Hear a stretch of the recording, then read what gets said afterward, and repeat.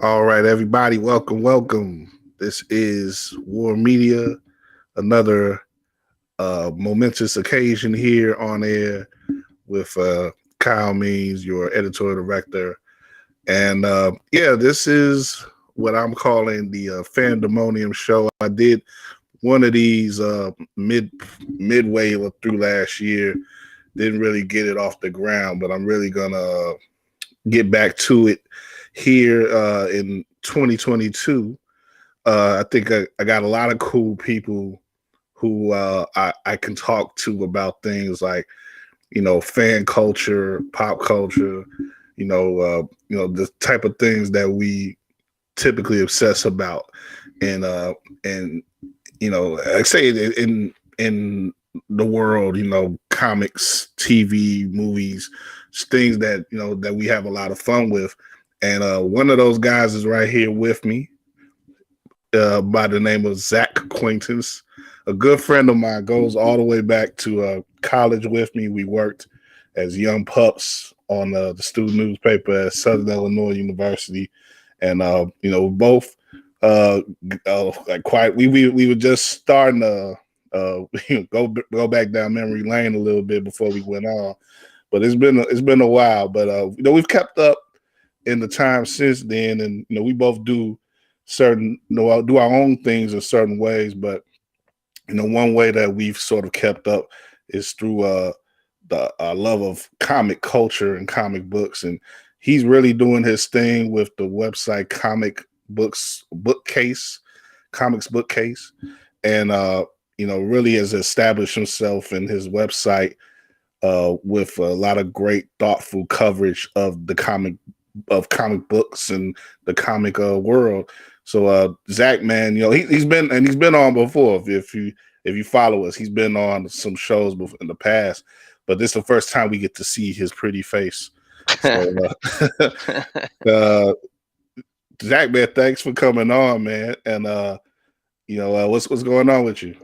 Yeah, thanks, man. Thanks for having me on. I appreciate the kind intro, the kind words about the site too. It's working hard on it, comics coverage, and putting a lot of thought into it and expanding it. So I appreciate that. Yeah, man, I'm impressed by it, man. When I come and check out the site and see the presence that you keep for yourself on social media, so I'm impressed by. But we'll talk. We're gonna talk a little bit later. Also later, I'm gonna have my man Elliot Serrano on, and but we're gonna talk about sort of maintaining and growing an independent site like yours. And I've been doing that myself for years. I'm sort of not doing it anymore, but I've gotten to the point where I've gotten past that sort of. But I know what it's like to have to make those certain decisions about coverage and where to apply your resources and your energy and stuff. And we'll talk a little bit about that. But I think you've done a great job of maintaining just maintaining a presence and maintaining a standard for what you want to do and what you want to focus on. And that's the that's a big thing right there. Those are the type of things that you form community around and form a reliable audience base around. And seems like you guys got that. Yeah, it's taken a while. Like I think it's been a learning experience from the start. Like I think I was just taking stock of this before we got on here, like when I started it, and I think it's been about 4 years, maybe a little more than 4 years. And for the first year, I probably about the first year, it was like me and one other person writing for the site. Mm. And just figuring, and it was a lot of it was me figuring out what I wanted to do with it, like how I could like keep myself excited about working on it, and then also like build an audience. And so there were a lot of like kind of lessons learned along the way by like this doesn't work, that doesn't work, this does work. And it's just been a long process, still. And it still continues to, like it's not over. But yeah, I think we're in a pretty good place right now. Like I've really started learning to like kind of, because for the longest time, and I think maybe you probably had this too, like when you start something like this, like it feels really personal, like it's just your thing. Yeah. And so I've had to really kind of like uh open it up to collaborators and like kind of let pieces of it go and and kind of find other people who I trust to like work on it and help me. That's been really key Yeah. to kind of like expanding it. It's very much your baby when you started, Yeah. but over time, you can't give enough of it away because it's like I want to. I'm sick of doing all this shit. Yeah, You know, I know I it's need true. some help with this. You know, we all get you get that over time, but it's really cool. You know that you got. How many collaborators do you have now? How many? Do you know exactly how many people are Um, contributing?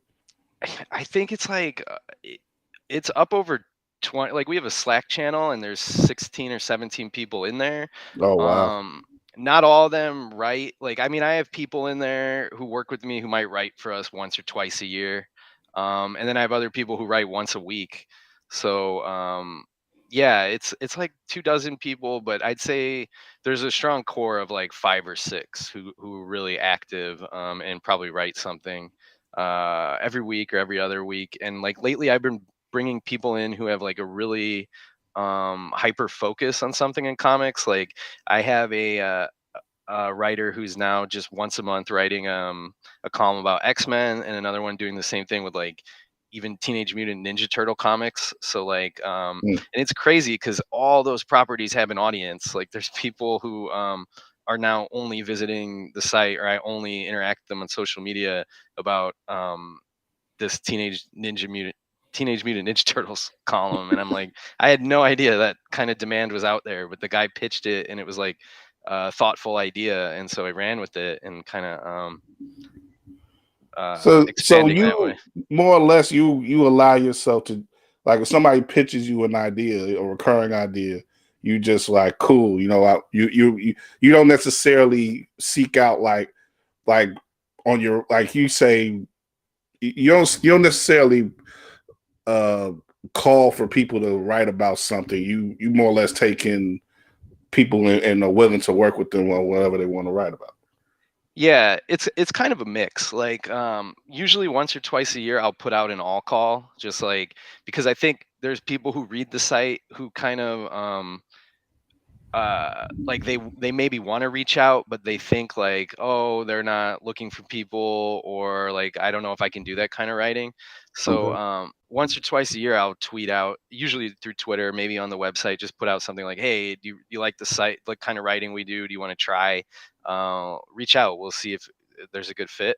But then past that, like I have a like an about page on the site with an email address um that, and I'm open to pitches like all the time. And I try to be open to anything, like even if it's not my interest within comics. Like if it's thoughtfully done and I kind of like just like the sense of humor, or the way they approach it, or whatever it is, I'm open to anything.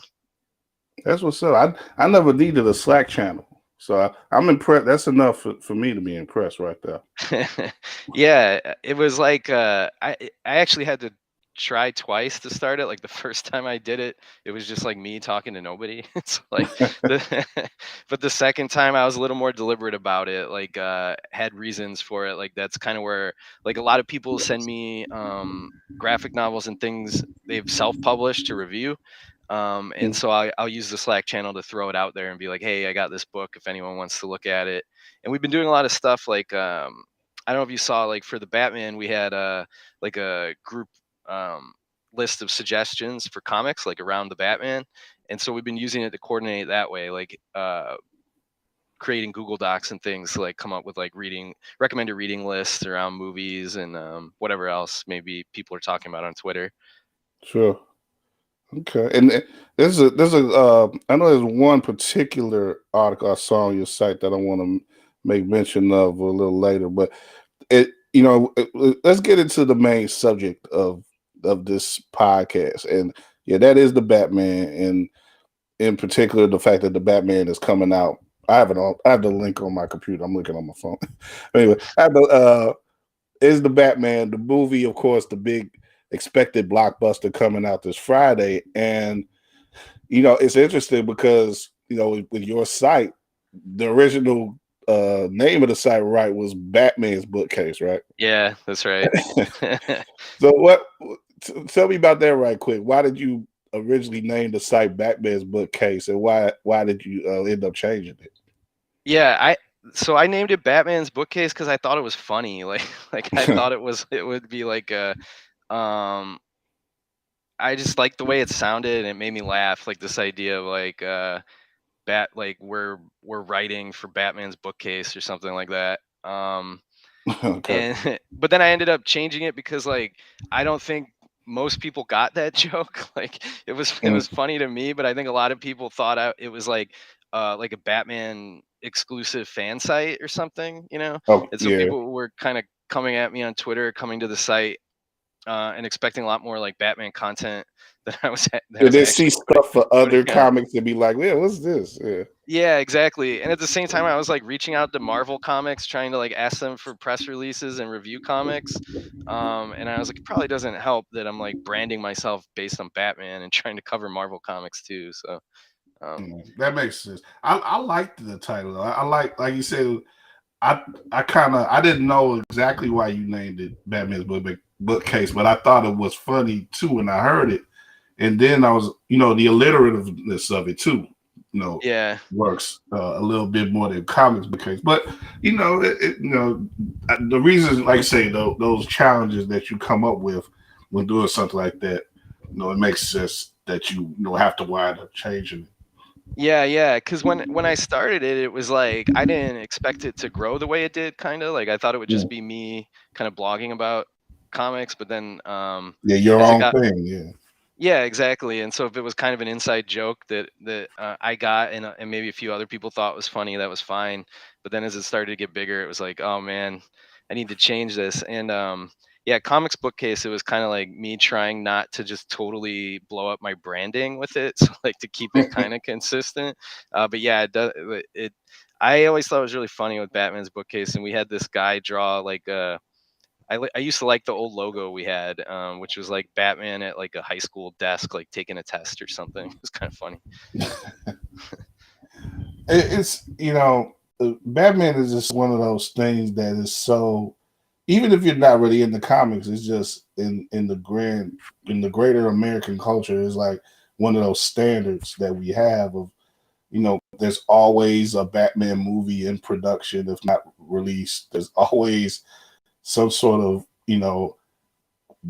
multiple Batman books that are available every week for sale. Like, it's just a constant that's in the pop culture and in our society. And as we get this newest movie coming out, like, what are your thoughts on, why is Batman such a constant in our culture, and why is there this continued fascination? We repeatedly are welcome to seeing new rising actors put on the cowl and cape, and we don't mind repeating the origin story, year after year, decade after decade, and seeing it in animation and live action, all these type of ways. Like, why do you think Batman has sort of had this, sort of occupies this particular unmovable space? Yeah, that's a really good question because it's almost like at this point every generation is getting a new Batman. Like every 10 to 15 years, there's a new take on Batman for like the new generation. Yeah. Um, I don't know. I think it's a mix of things. Like I think there's a lot of like when you're a kid, this idea of like what happens to Batman losing his parents is like a really scary thing, and so The it's worst thing. really yeah, it's like the worst thing you can think of when you're like however old you are when you first encounter Batman, like 5, 6 years old or whatever. Um, and so this idea that this guy has the worst thing happen, and then but now he's like powerful and he's gonna fight crime and like get revenge, I think is like really um, captivating for everybody, you Mm. know. And I think it also helps that he's like super rich. Like that's a fun thing to imagine as a kid. And then I think the other thing that always keeps Batman, because it's like you're saying, like if you were picking like a standard bearer for comics, like who represents superheroes more than anybody else, even with the success of the Marvel movies, it's probably still Batman. Like Yeah. it's like the flagship superhero. I think the other thing that's made it so enduring is the villains. Like nobody can touch the Batman Rogues Gallery. Like it's just the best set of villains in comics. And so when you have like that kind of variety and that many interesting villains, like you can tell a lot of different stories with them. Although I guess they kind of do use the same 5 or 6 exclusively for the movies, but like Yeah, and that's kind of that's we gonna get into that a little bit, like ways that they could maybe expound on the world of Batman, and in future. But you know, like you say, yeah, they mostly stick to the basics, and the Joker is the only comic book character that has two Oscars to his name, two Oscar name winning performances. People love the Joker as much as almost as much as they love Batman, I guess.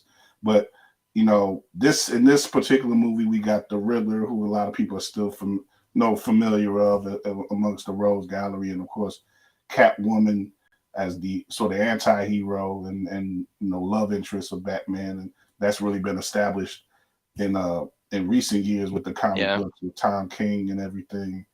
And like I said, a lot Commissioner Gordon, of course, a lot of the seminal pieces of Batman lore that we've gotten that we always get with him.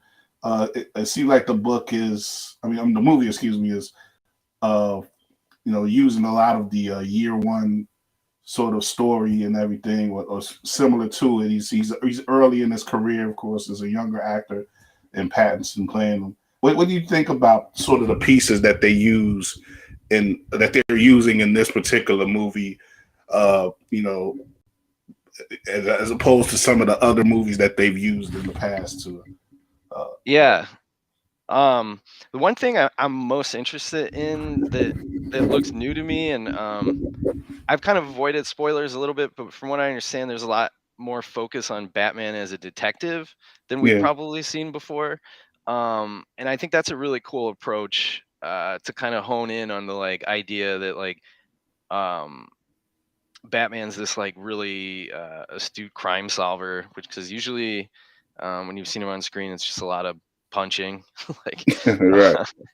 And then the other thing I really like from what I've seen of it is in the elements they're doing is this. I think in recent years too, there's been a lot more of a shift to like Bruce Wayne being more tormented than he used to be, like than the way he was portrayed. Like I think Pattinson's Bruce Wayne looks like a sad man, like Yeah. a little more conflicted.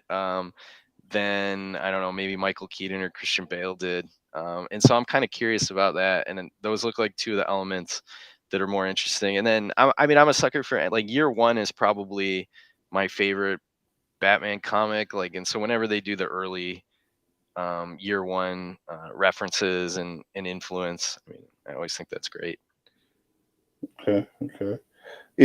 So I'm gonna bring up an article here, and I'll link it to on our comments about what the next Batman movie should be. You and your staff at Comics Bookcase, sort of going over stories that you think maybe people should, like I say, maybe filmmakers, whoever be Matt Reeves or whoever's going to be taking on Batman stuff in the future should maybe go into. And you know it's some interesting stuff here. One, in your like number of your staff have made picks, but in your mind, you're choosing. Well, what would be the ideal way that you would like to expound on the Batman lore in films going forward? Yeah. If I had to make a prediction, I think they're gonna do Court of Owls next. Hmm. That would be my guess because it's like it's a villain we haven't seen before. not even in an animated film. I think it's been in a video game or it's about to be in a video game, but I don't keep up with that as closely. But and it's a newer villain, like created in the last 10 years or so, and it's more grounded in kind of like horror elements and like secret society kind of stuff. And like I just think it's a natural fit for like where they kind of go with this new Batman next. Because I think it's only a matter of time before Court of Owls ends up in a different media, and so like I don't know. I just have a hunch almost that that's where they're gonna go with the next one. It just seems like natural evolution. Yeah, like two things that you mentioned with that is apparently this movie is sort of more, not horror based, but it is more of, yeah, it does get more into that horror side that I've heard, and that could definitely work with that. And like you say too, sort of getting into the history of Gotham and history of the Wayne family. I've heard, from some of the reviews that, a lot of what the Riddler does in this film is sort of attacking certain past sins that the Wayne family have involved in. And so that definitely could work as a second, if they do another trilogy, with these characters, maybe that could definitely work as a next movie. Yeah, that's my early prediction, having not even seen the new one yet. But like it's just like a hunch I have. Like I just feel like it's time for them to do that. And I think it would also like generate more buzz. Maybe not. I mean, maybe the Joker would generate the most attention, but I think Court of That'd Owls be would be so. That's so close odd. second. Like, yeah, you already get people talking like, yeah, who's gonna be Joker in the Yeah, next movie? It's like, yeah, that's the exact same thing that they did in the last trilogy. It's like, do you really want to do that? that's what Uh, I'm thinking. I think people would be kind of rolling their eyes, like, "Oh, here we go again with another Joker yeah, movie." I think Court of Owls would really be get people like, "What's this gonna look like? Like, we haven't seen this before."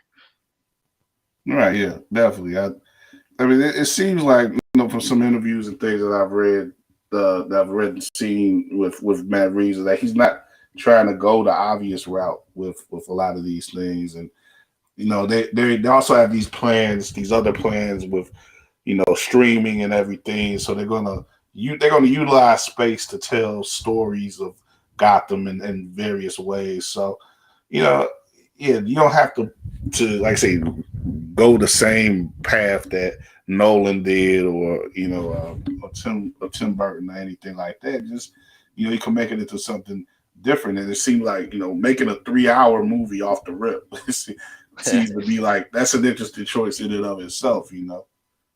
Yeah, that's a tough sell. I'll tell you when you're trying to get your significant other to go see Batman with you. It's like, like I don't mind 3 hours of She ain't Batman. into it as much as you, right? No, no, no. And then you Yeah, say it's like she hears it's almost 3 hours, and it's like, that's a tough one. yeah. We can be doing something better with our time, baby. Yeah, Yeah, I understand that. Yeah, well, it's a lot of Batman.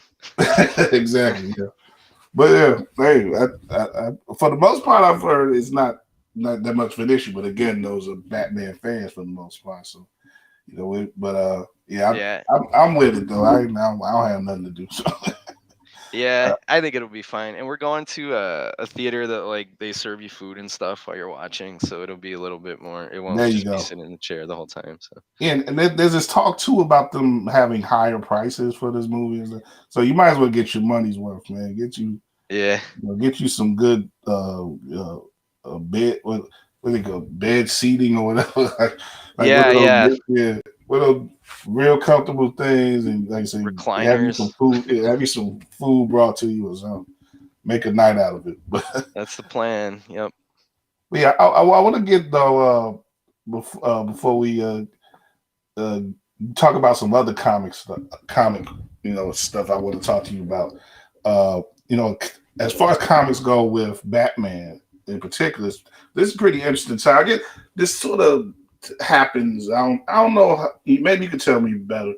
The way it's interesting to me how with DC and Marvel sometimes the plans that they make with comics in conjunction with movie releases and stuff like that. And sometimes moves happen, sometimes it seems incidental. But in particular, with Batman in particular, you have a whole new creative team being established right now with the main Batman book at the time of this movie being released. And you still have, of course, like half or maybe even more than half of the DC books being related to Batman in some way. Yeah. What are your thoughts overall on the way that DC is handling Batman, on the publishing side? So yeah, they had a ownership change a couple of years ago, with the AT&T merger over coming over DC Comics, and they had like a new business side manager come over, publishing, and kind of what it looks like has happened is they just looked at what sells the best and said we need more of this, and what sells the best is always Batman. So you've gotten a lot of like of comics that'll just be kind of like you'll have Justice League Dark with Batman, and like they've done.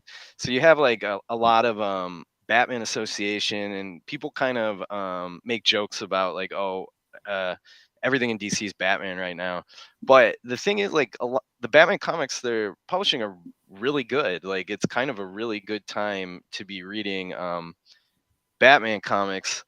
And they've got a lot of variety because they're doing a lot of like out of continuity stuff where they'll do just kind of different takes on Batman. Um, to like they'll have like a horror tinge Batman comic. They'll have another one that's like a little more realistic. So there's like a pretty wide variety of Batman. Um, what they have coming out, or what just came out this week, is this new series. It's a new Tom King Batman series, Batman Killing Yeah. Time. Yeah, and I think that one is they're like kind of like aimed at the people who are going to see the movie and head out to the comic shop the next weekend, because it's got Catwoman and Riddler, and it's pretty accessible. Like, I think it's set right after year one, but before most Batman comics, so it's kind of like right in the same time period as the movie, from what I understand. So I think they've done a good job, like with synergy, with having that all over, for people who head out to comic shops after seeing the movie. It's What do pretty you like, think about the way that they've handled King? And because of course, he for years, coming out of Rebirth, he has the series, the main series himself. Then they sort of cut him at the knees when they had yeah, these cut him off at the knees when they had these various plans. I don't know, the 5G or whatever. But they set the switch around. He's called off the series, but they give him the Batman Catwoman series, and he's done with about 10 issues of that, yeah, and yeah.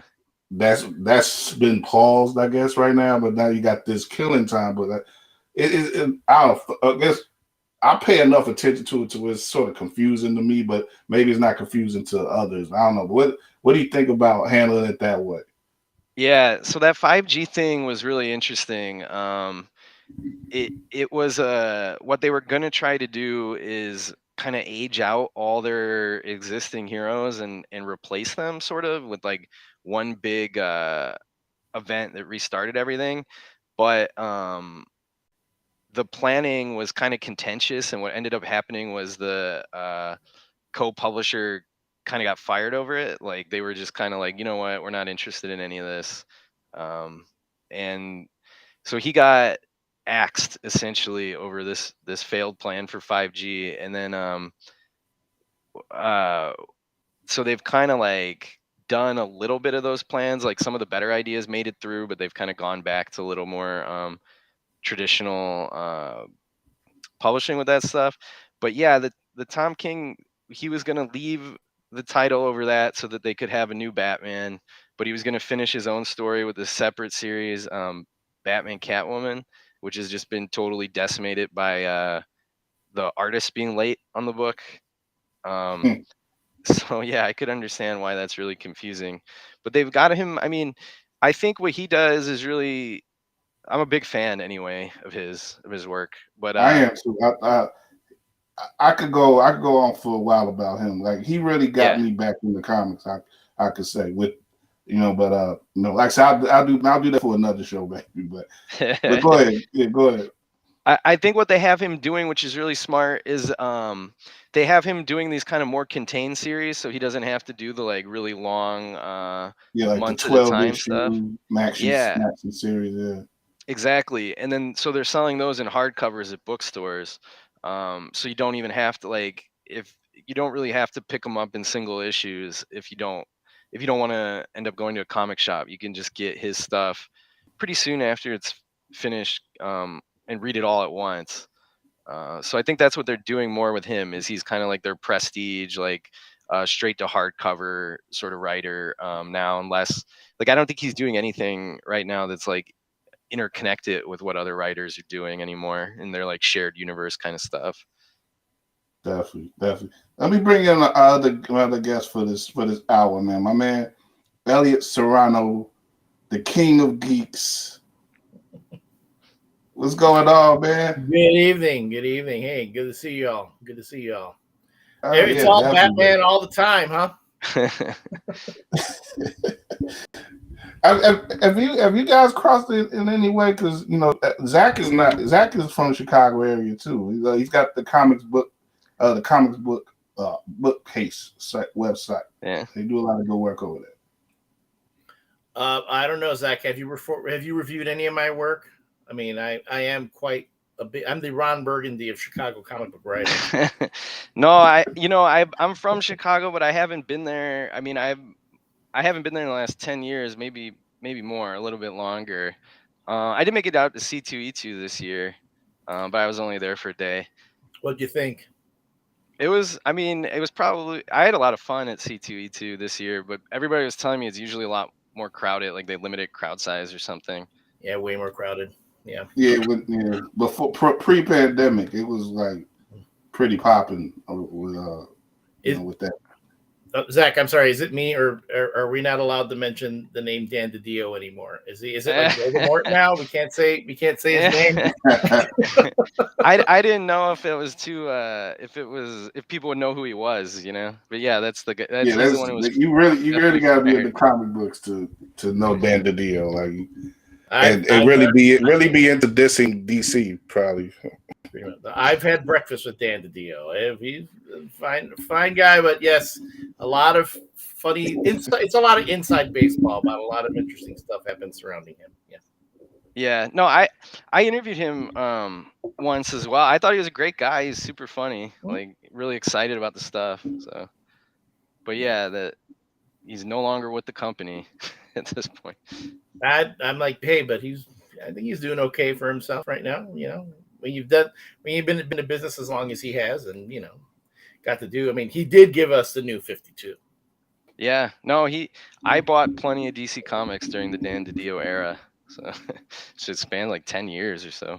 Yeah, but getting back into some of these, he's made some good decisions, some controversial decisions, and during this time, and looking at the company now as it's sort of rolling along, again with the Batman books, you got, what Zach, what did you think about, like I said, coming out of the time, King? What did you think about James Tynion? Because I want to speak to you about another James Tynion book in a minute, and I think you know what I'm talking about. But what did you think about his run? And now they're handing over to Chip Zdarsky.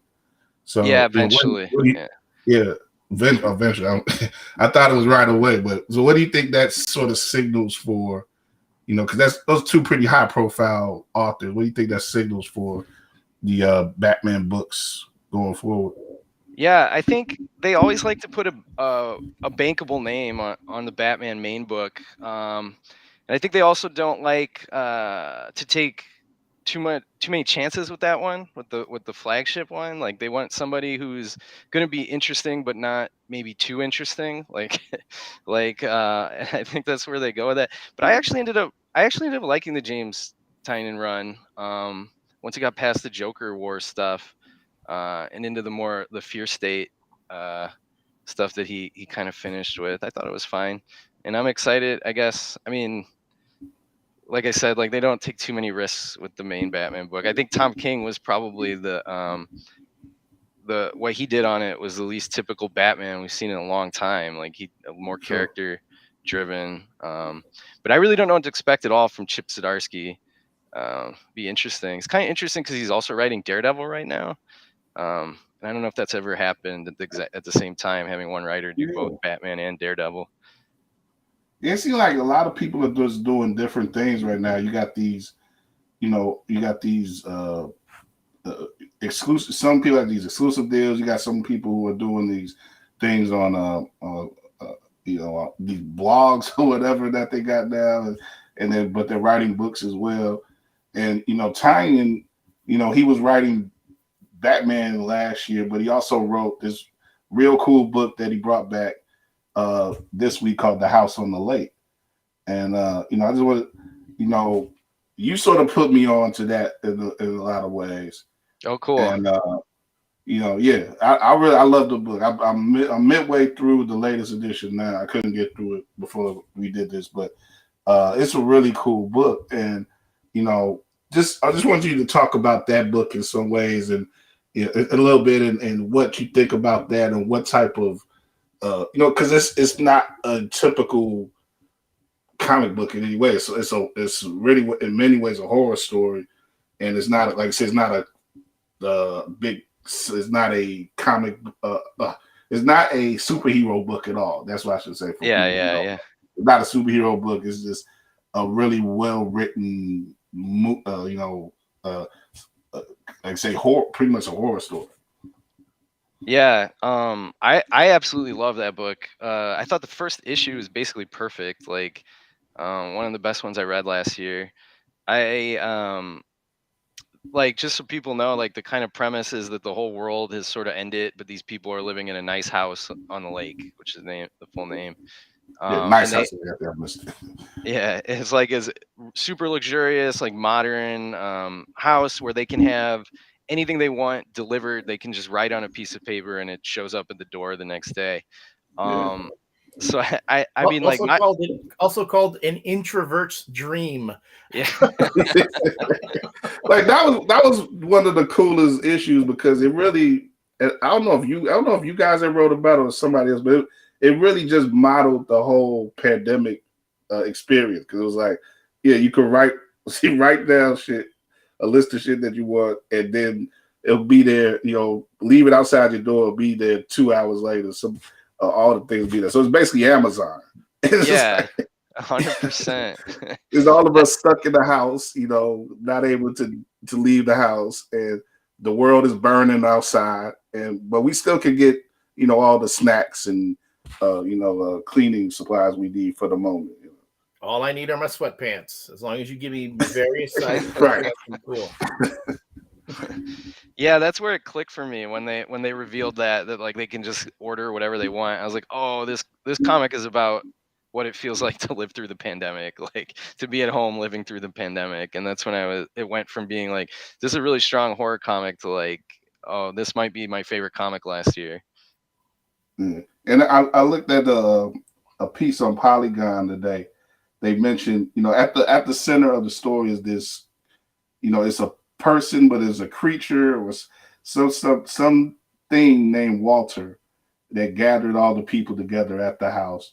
And the Polygon piece mentions him as this year's best comic book villain.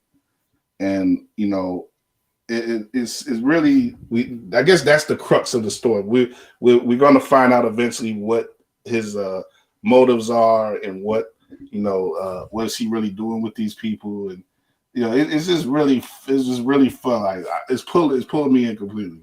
Like, just I want to find out what happens with these people and why they've been put in this situation. And do you have any theories to what Walter's deal is? I've been asking everybody. I think, I don't know. Maybe, I don't know if he wants them to be like, if they're going to be like, if the people are going to be like his pets, or some sort of, that they're just going to be like on a like what those things that they put ants in, those glass things that they put ants in or something. The ant farm. Ant farm, yeah. Ant farm, yeah. Like they're gonna be a human farm, and that's gonna be the rest of existence. Existence for the human race is gonna be based on these people going forward. I don't know. It's a trip, man. It's a trip. Like I said, check that book out if you into something different with comics. And the last comic thing I want to say, a straight up comic thing I want to mention is Saga, and that's a book that I came across Saga myself, but again, you guys at Comic Book Case sort of helped me appreciate the book more and keep up more with the book. You had a whole we talk about the Nice House on the Lake had a few months of a layoff from between publishing 6th and 7th issue. This was a real epic layoff between issues. Was it 54, 55? Yeah. Saga. And how long was it? Like 3 years? A little more than 3 years. Yeah, like 3.5. Yeah, and that 54th issue was just God. That is one of the most devastating comic book issues I've ever read.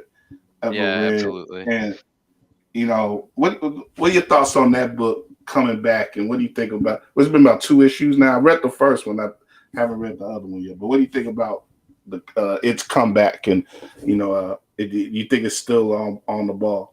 Yeah, absolutely. Like I think my reaction when I was reading 55 was like, oh, they took a long time to make sure it was still good. But yeah, that hiatus was like 3.5 years. We actually did a thing on the website where we reread every issue and wrote about it was supposed to be like, oh, let's do one a week, because originally they were only going to be off for a year. And then we finished that and there was still 2 years left to wait. So, but I've really enjoyed it being back. Like I'm like generally more excited about comics with Saga to look forward to a little bit. It's been a nice like boost to the inspiration to keep the website going strong. So I'm really happy it's back. Saga's probably my favorite ongoing series. Like when that one comes out on a Wednesday, I make sure I get to the shop. Definitely, it's definitely an interesting space. Like Saga is the title. It's a space saga, and a lot of different inspirations to it. But it's kind of filthy at times too. But it's funny. It's very adult. It's very adult, but it's fun. Yeah, I like when I recommend it to people, there always comes a point during the time where I'm like, it's so good, but it's maybe not for everybody. And that's my way of like trying to suggest that there's like some really graphic sex in that comic. Yes, with beings with TVs on their heads. Elliot, it seems like you read some Saga too. Have you read Saga? Yeah, I've read it. I'm really happy that it's caught on like it has. I mean, you've had a lot of writers try to do long form storytelling like Brian K. Vaughan. I think when I think about in the mainstream, I think the one person who comes closest to it outside of Chris Claremont, who did 15 years on X-Men, and that's just one long story. But I think Jonathan Hickman, when he was doing that in the Infinity series a while back, just trying to tell a grand sweeping tale in a comic book, in a monthly comic book, that can be a real challenge, because it's a matter of keeping your audience's attention. And on top of that, having them plunk down $4 every time and thinking that book is worth the money that they paid for it. So, I mean, props to Brian K. Vaughan and Fiona Staples. I mean, Fiona's been consistent on that book from the get-go, and the artwork is incredible. And yes, the book has generated controversy from time to time. Remember the cover, the breastfeeding cover? Yeah. That everyone got all up over. I remember Dave Dorman. He's a local guy here in Chicago. I love the guy. I don't always agree with him, but this dude has done some of the most classic work I've ever seen. I'm a huge fan of his work. He's done a lot of Star Wars stuff for Dark Horse and all that. But he was up in arms about that particular cover. You know, how can you have that on a comic book? I'm like, dude, you know, come on. It's not marketed as a book for kids, and it's breastfeeding. How's that bad? You know, it wasn't a graphic or anything. It was just a character had the baby up against the boob, and you couldn't even really see what was happening. It was just something that sometimes you will see in public, you know, when women breastfeed in public. So the book free itself, the nipple, man. Yeah, but the book itself is able to kind of like keep itself in the public consciousness in different ways outside of, you know, the hardcore readers. You know, I mean, don't get me wrong, I love the book. I've got it. I've got like the first 2 compendiums, but until that thing gets an HBO deal or a Netflix deal, it's not. I mean, it's not going to break out. Like, well, it's interesting because you know you got like that Taco Bell commercial with the characters in the saga dress, you know, and everything. Yeah, but nobody. I mean, but it's a little bit of it. But dude, I was doing a free comic book day appearance. I was there like signing Grumpy Cat books, and I had some friends go, "Oh, Saga's great." Yeah, I'm sorry, the shop was full of people. And I got a guy came up to me and goes, "Yeah, Saga is the greatest thing since sliced bread." I go, "Yeah, it's a great book, but a lot of people don't know it." "No, man, everyone I know knows this book. I love this book." I went, "Okay, hold on." I stood up in the comic shop, and again, it was a comic shop full of people, and I yelled out, "Show of hands, everybody in the shop, tell me, do you read Saga? Have you even heard of Saga?" 90% of the shop looked at me, looked like I was crazy. They had no idea what I was talking about, and that was in the comic shop. A comic shop. Wow. In a comic shop. So again, don't get me wrong. It's a great book. It's a quality book. It deserves all the accolades it gets. It should get more recognition. Yeah. But if you walk down the street and you show somebody a copy of Saga, they'll be like, "Okay, I don't know what that is." Show them a copy of the Star Wars Marvel comic, boom, that they know. There's that brand recognition that it just lacks. When it gets it, and then when AMC turns it into a television series, then boom, watch. It's going to become a huge thing like Walking Dead. Well, that's what I want to transition a little bit into that sort of area now, where we talk about so much of what we get on TV and movies, and you know now as and streaming, I guess, you know, combination of both is comic book based, and you know, I guess first off, you know, we look at those two titles that we just talked about, you know, do you think that either one of those may have legs? Because as adaptations, like, you know, Elliot, you just mentioned like Saga, it could reach another level of prominence in the culture if it is adapted. But you know, it's interesting because you know, you think of Brian K. Vaughan, and you think of you know, what happened last year with Y the Last Man, and you know, pretty much flopping on FX or Hulu. You know, it was pretty sad to me because, again, when I think about significant moments for me in reading comics, getting through Y the Last Man is another significant moment for me, because I love that book. But you know, it seemed like it's a lot of a dice. It's sort of a dice roll with a lot of these projects. And you know, what do you guys think about the overall, you know, landscape of what, you know, what's being adapted now, and is it representative of, you know, truly what's excellent in comic books, or are they just throwing stuff at the wall and sort of seeing what hits? I'll let you go first. Yeah. Sure. Yeah. I don't know. Like, they're definitely throwing stuff at the wall. like I think I forget what the exact number is, but if you look at, like, because anything that Marvel or DC puts out, the rights are already owned by a television studio or movie studio, and it's like, if you look at the top 200 best-selling monthly comics or whatever, you have to go really far down the list to find something that's not, the rights aren't already owned or in development. Like, you sell any, like, even a moderate amount of comics, the rights get snapped up, but whether or not it gets to TV is like another story. Like, but Brian K. Vaughan, for example, they shot a Paper Girls television series. Like Amazon funded and shot it. And I saw him at Baltimore Comic-Con this year, and he was saying that after Why the Last Man flopped, it might just never see the light of day, like because Amazon is so like driven by their research and numbers. So they have this series that they paid for and made that they might not ever release. Like it's just there. And they filmed the whole season of it. That's what he said. Yeah, and I don't think it was super long. Like it might only been six episodes or something like that. But yeah, they made Paper Girls. Like it exists, and there's no, as far as I know, there's no release date. And what he was saying was like, it all depends on what their research shows, or whether or not it ends up being viable, and we ever get to see it.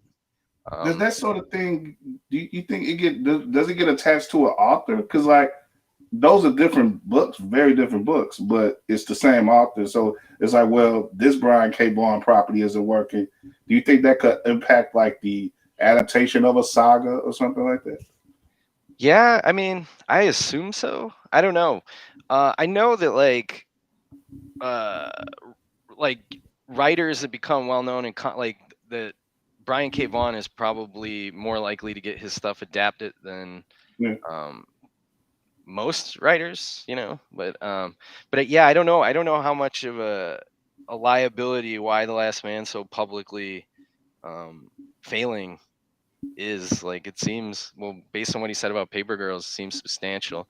But I think like he's always described Saga every time I've heard him talk about it as impossible to adapt, but they'll say that about a lot of things right up until they adapt it. So who knows?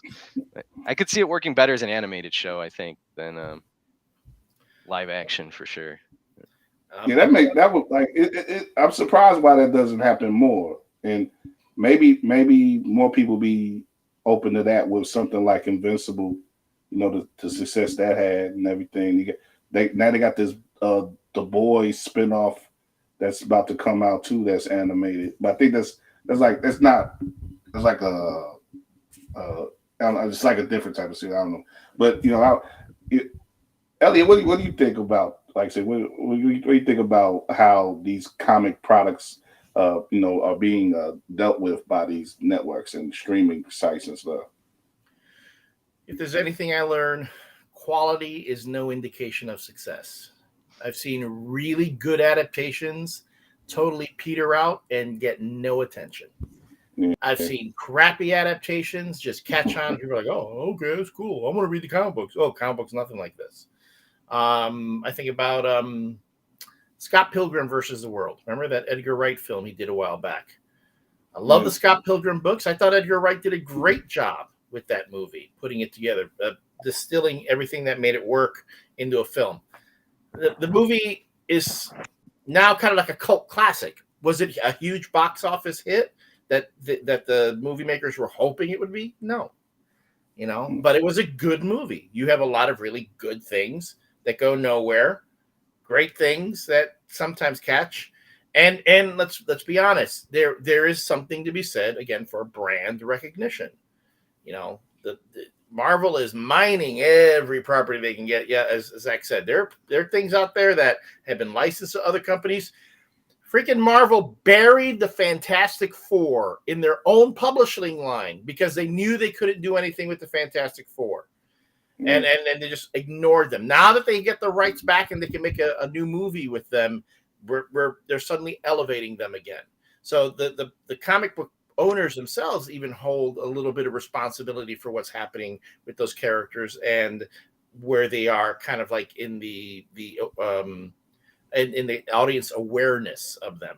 So both movie studios, I'm sorry, there are a lot of movie studios that just don't get the characters. I'm sorry they have done how many Batman movies where I think in the most part, you know, they get Batman pretty well. I mean, yes, he's a tad murdery for my taste. I mean, yeah, you know, dude's dropping bombs, shooting people. Dude, the last Batmobile, you know, the Batfleck Batmobile's shooting people. What are you gonna do, right?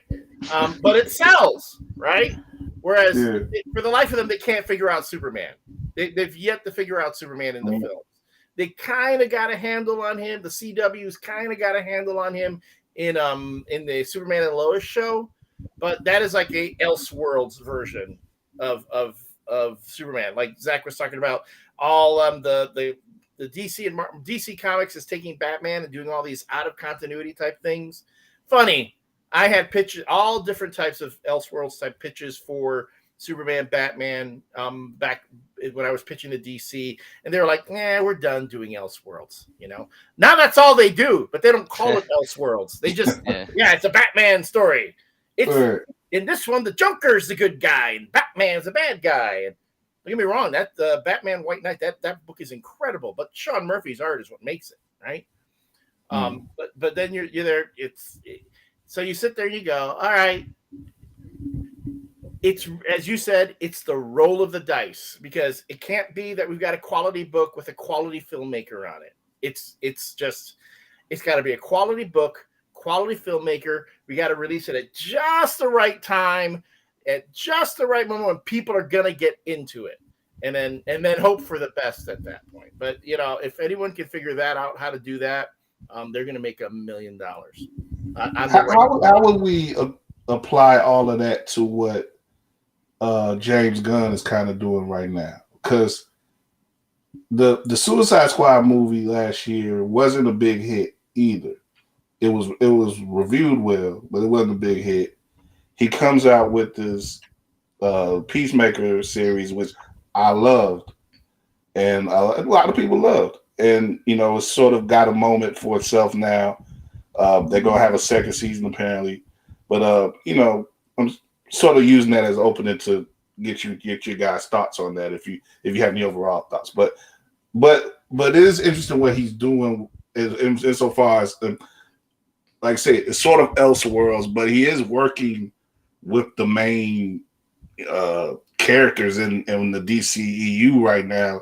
When you spoiler alert, we talk about the last episode of the series and the big cameo, and also just the references in general that they've had, but he's doing it with humor and a lot of filth again, doing it in his own way. What do you think that sort of signals for adaptations going forward in DC, if anywhere else? It doesn't seem like the type of thing that Marvel is necessarily going to really get into.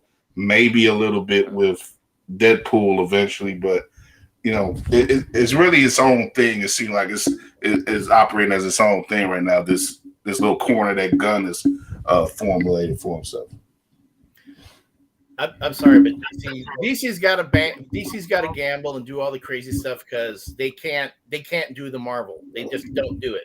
They tried doing it, and they half-assed it, and now they've realized, okay, we can't cut corners and just introduce an entire Justice League in 3 movies. When it took Marvel like 5, to get the Avengers together.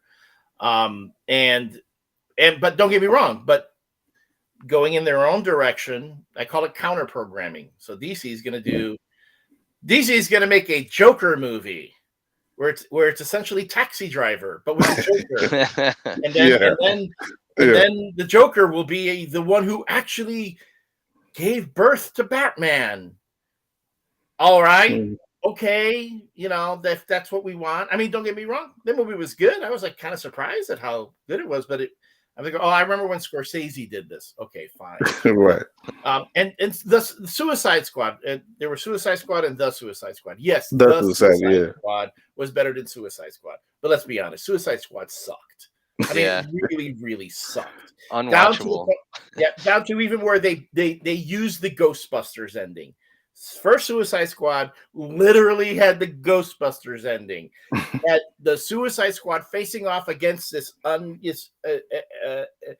omnipotent being that turned some of their Suicide Squad friends into statues that later they, tore open and found their friends inside. Or, I mean, I'm like, why? Oh, God, they're doing that. This is how unoriginal this movie is. Bring in James Gunn, who puts in a pinch of originality and his sense of humor and fun, and it was better. Was it great? Okay, it had a really low bar to go over. Okay, it had to be better than the Suicide Squad. I mean, then Suicide Squad. You put it replace Will Smith with Idris Elba, and do some other things. Take the big villain that originally brought the Justice League together that no one think would work. Oh yeah, James Gunn said, you know what? I can make Starro the Conqueror work. Sure. Get Peter Capaldi to make a cameo, essentially playing the Doctor, but evil, and boom. And then at the end, make everyone feel bad for Starro and end scene. Fine. But was the movie a big hit? No, not really. But was it better? Yeah, it was better. Going to Peacemaker, and here's the thing about Peacemaker is if Peacemaker had been made into a movie and released in theaters, we would really know how successful it is based on box office. But because, HBO talked about how it's their highest, most viewed film on HBO Max, and that's a thing. And I don't doubt it. And I'm pretty sure, considering the buzz on social media, how people were talking about it over time, that week after week after week, people are saying, "Hey, have you been watching this show? Wow, this is pretty good." And it got a chance to organically build, an audience till the very end. It's like everyone's like, "Oh, this is awesome." That's a different animal, though. When you're doing a series on a cable channel, that's different than in a movie theater. Because in a movie theater, you need everybody to come in and see that thing. You want everyone. First week, you need the big numbers. Yeah. Yep. Whereas on HBO Max, you just need your subscribers to watch it. And no one was subscribing to HBO Max based on Peacemaker. They were subscribing to HBO Max originally on Zack Snyder's Justice League. Yeah. And we all know how that turned out. Right. Yeah. Wait. Again, looking at coming out of that whole thing with Zack Snyder and everything, and utilizing, like I say, spoiler alert, utilizing Justice League in that 8th episode, that finale episode. What did you think in particular about that cameo, Elliot? And like I said, again, it seems like already that, the Flash movie is probably going to be a little bit more along that lines of with the, using humor or whatever. And, and they're going to have, we already know the stunt casting that's going to be involved there. But what do you think? What did you think about that particular use of those characters in that series? It was fun. I thought it was fun. You got to learn to suspend certain things. You got to learn to suspend that. Okay, let's be honest. When you're reading comic books of different types, like it makes when you read a comic book, you don't have a problem with, hell, let's face it, they did Archie meets the Punisher, right? Yeah. Which you would think shouldn't work, but when they put it in a comic book, it actually worked. You're like, oh, okay. But that's a different medium, and it's in a comic book, and your brain registers it differently.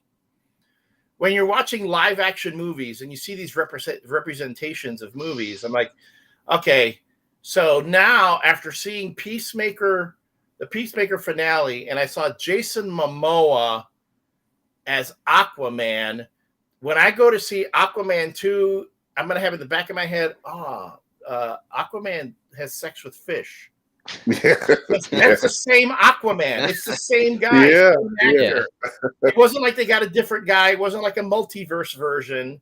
It wasn't like the CW version of Aquaman. It's a movie version of Aquaman. And like, that's always going to be in the back of my head. So the DC, they like totally it cracks me up that they were the ones who originated what a multiverse is and how it works. And Marvel now is just sneaking in after doing, Into the Spider-Verse, and they're making the multiverse their thing, and people are going nuts for it. They went crazy, with Spider-Man No Way Home. Watch Doctor Strange in the Multiverse of Madness do big box office because people are going to want to see that sort of thing. They're already talking about the cameos. Patrick Stewart's going to show up as Professor X in this one. Oh, we got to see that. And DC is like, okay, well, we're going to have the Justice League appear at the end of Peacemaker. Come on, guys, you're getting. They always play catch up with your own gimmick. Come on. Yeah. Like I said, I liked it when it happened. I popped for it, But I definitely see what you said, Elliot. Like it, at some point you gotta pull out the guns and have a little bit more going for you to that. Because like you say, man, this Doctor Strange, they're gonna lay it all out, I think, on this Doctor Strange movie. And I want to get you guys thoughts on, if you have any thoughts on that, or whatever in general you're looking forward to, for the remainder of the year. We're gonna wrap up in a minute here, but I know, Elliot, that I got to get you to talk a little bit on Star Wars and running sort of running sort of in conjunction with Peacemaker. At this beginning of the year, we had the Boba Fett series, and mixed reviews, I would say, probably at best for the entirety of the series. Maybe there was a lot of audience pleasing or attempt at fan service towards the end of the series. But what were your thoughts overall on that run? And like I said, it winds up sort of being the third season of The Mandalorian too. Yeah. So, like, what were your thoughts on it, man? I enjoyed it for what it was. I mean, I think if the greatest criticism you're going to have the show is that it wasn't The Mandalorian, then guess what? First 2 seasons of The Mandalorian are on Disney Plus. You can watch them. They're there for you. Yeah. Book of Boba Fett was its own thing. It's like everyone's, I want this to be about Boba Fett hunting down, bounties and bringing back to whoever and traveling from planet to planet. I'm like, that's The Mandalorian. That's what that is. That's what you're getting. Jon Favreau is giving you all that in The Mandalorian. But mind you, now Jon Favreau and Dave Filoni have been charged with expanding the Marvel universe for Disney Plus. So now you got Book of Boba Fett, and Book of Boba Fett not only has to explain to you what Boba Fett's been up to, how he survived the Sarlacc, setting up his status quo in the Star Wars universe post Return of the Jedi, but it's also got to set up the Ahsoka series. It's got to set up all this other stuff that they're planning on doing on Disney Plus. And, so you had 2 episodes of Book of Boba Fett that felt like Mandalorian episodes. Television shows have done that for ages. Freaking Laverne and Shirley. There was an episode of Happy Days where they introduced Laverne and Shirley, and that's where you learned about them. And that's when they got their own show. So that's what it worked. That's what you get. That's television production. If it had been a movie where suddenly in the middle of the movie it turned into a different movie, I could say, oh, okay, that's weird. But no, it was a television show. Be happy, folks. You got Baby Yoda back for a while. Come on. Quit your bitching, right? I'm never going to complain over Baby Yoda, man. Just give me Baby Yoda and I'm good, man. Give me little Grogu. Fine. Yeah. So it did that whole thing. And it amused me at how much people were kind of like picking at it. But I mean, I enjoyed it. I think as far as what's going to happen moving forward, dude, do me a favor. Whenever you have a guest on, okay, if that person leads off with Kathleen Kennedy, whatever, mute them, kick them from the studio, send them to the street. You don't need to hear anything they're saying because I'm so tired of that. It brings me back like to the Dan DiDio stuff when you heard so many people complaining, well, Dan DiDio ruined DC Comics by doing this, that, and the other. No, he didn't. The head of the company came up with an idea, came up with a vision, and he had a lot of talented people under him. Some of it worked, some of it didn't work. It's just like you can't blame the president of the United States for high gas prices. Sometimes stuff works, sometimes it doesn't. But that person is there to point the ship. When you don't know the processes, most people, they're just going to go after that head, that figurehead. Which is, I guess, but I can say if you want to be annoyed about it, but just don't go on a podcast and rant about it for 20 minutes, because I mean I can't take you seriously at that point. People want to complain about Kathleen Kennedy since she took over Lucasfilm. Lucasfilm has made Disney more money. I mean, Lucasfilm, its first year under Disney, made back all the money that Disney paid for it. Okay, that was under Kathleen Kennedy. All right, The Star Wars sequels have made enough money to make up for all the investment that Disney made in buying that whole company.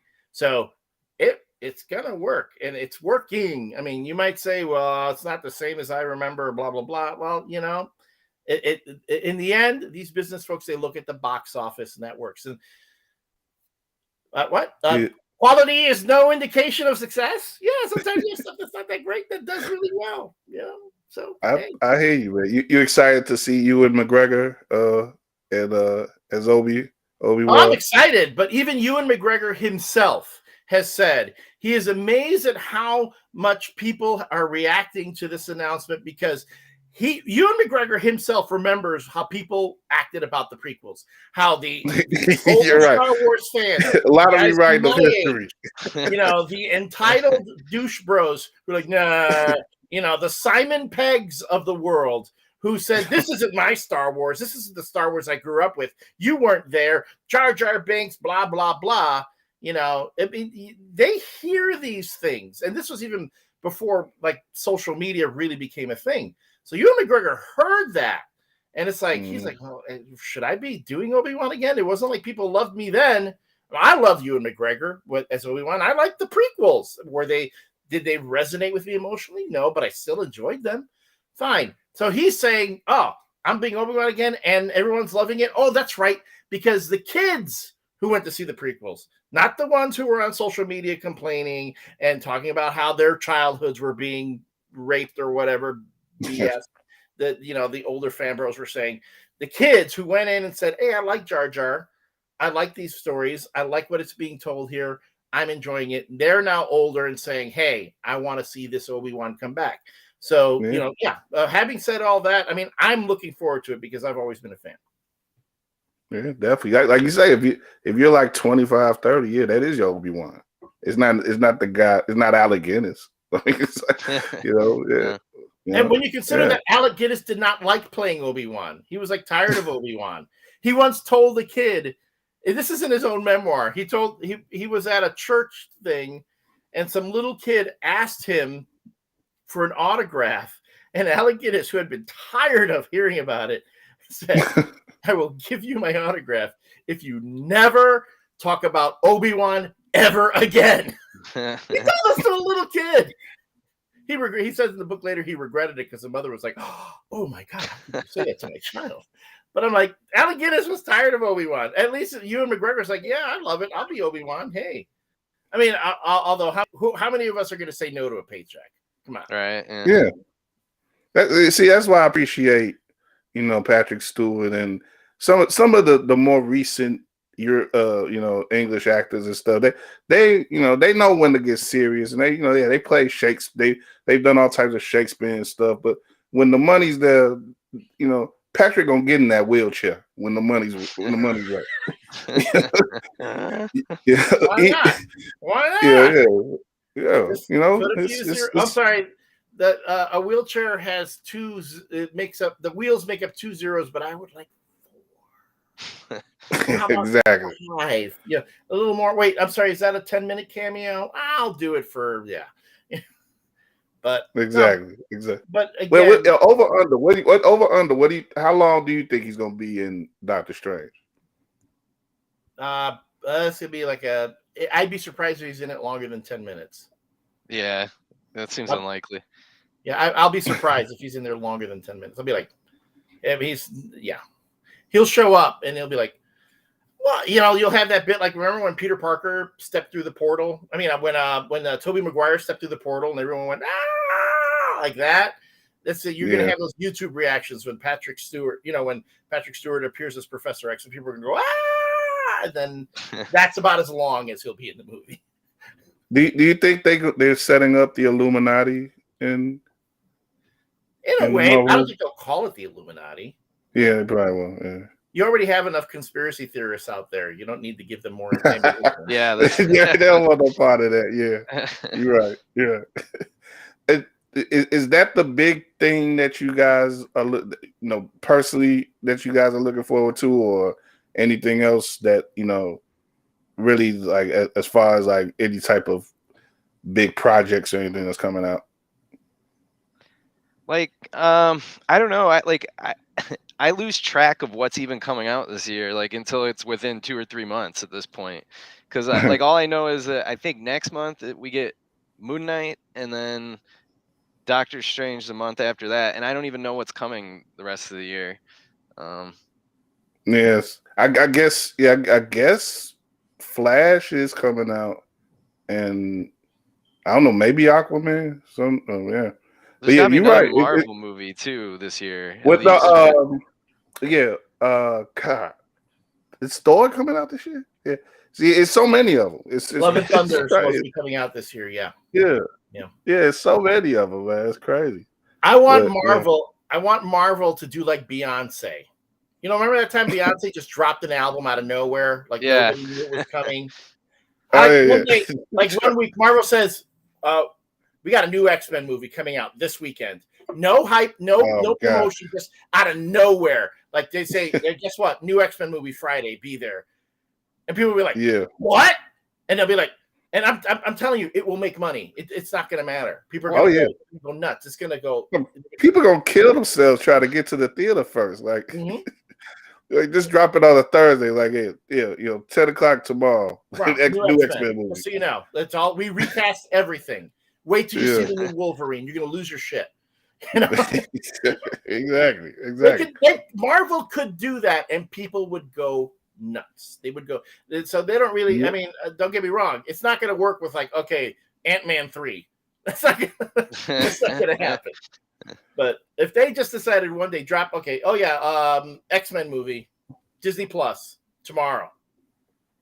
You watch people go crazy getting those subscriptions. I'd prefer that. Like I hate having like conversations about what do trailers mean, or like look at this new costume in a blurry set photo. Like it kind of ruins it a little bit. Yeah. Like I don't like those. Let's get like with the Spider-Man movie and Doctor Strange. They've been doing some. Like it's incredible to me how thirsty people are. It's like, look, the movie. We know when the movie's coming out. Just wait. Just wait. Yeah. I'll talk about it week of release, and then after I've seen it, that works. Yeah. Remember that whole thing with No Way Home? I mean, because it went from the rumor is that all three Spider-Man are going to appear to all three Spider-Man are going to appear to if all three Spider-Man don't appear, we riot. And I'm like, yeah. Yeah. The studio, like, they didn't say anything. It's not like you've put that expectation on them now. And like you said, yes, it with all the pre-hype and everyone gets all worked up, it almost becomes impossible for a movie to meet the expectations that the audience puts on it with all the pre-hype going in. So yeah, I'm with you, Zach. I would love it that boom. Just give me. I don't want all the talk. I don't want all the analyzing the trailer and the video and this, that, and the other. Just boom, movie. Show me the movie. Show me the title. Give me the release date. Boom, and then the rest you got to wait. And then and I think that's kind of part of the reason I like Peacemaker so much is like I didn't pay any attention to it when it was in development, or like I didn't see a trailer for it. I think like after the third or fourth episode, I was like, okay, I better check this out. The buzz is getting really loud. And like went into it almost blind, having only seen the Suicide Squad, and like really enjoyed it. Like that was nice to like I was kind of vaguely aware Vigilante would show up, and that was basically all I knew about it. and they freaking improve Vigilante. I will say James Gunn didn't do that. When you look at Vigilante in the comics, that dude is so bland and boring. I'm like, oh my god, they actually made Vigilante interesting and fun here. Yeah, it's so bizarre, such a bizarre character. Yeah, that whole thing between those two was great. Between Vigilante and Peacemaker. Yeah, I like I said, I really don't think I'll enjoy a series more this year than that. I'm sure there'll be some more. There'll be some good TV that's coming out this year, but I don't know if I'll enjoy a whole series more than Peacemaker. But yeah, guys, man, really enjoyed talking to you guys, man. This was fun. Great stuff, man. I hope to do it again soon. We could get together again, together or separately, however. As long as we don't get together like Peacemaker and a vigilante did with the one girl. We don't have to do that,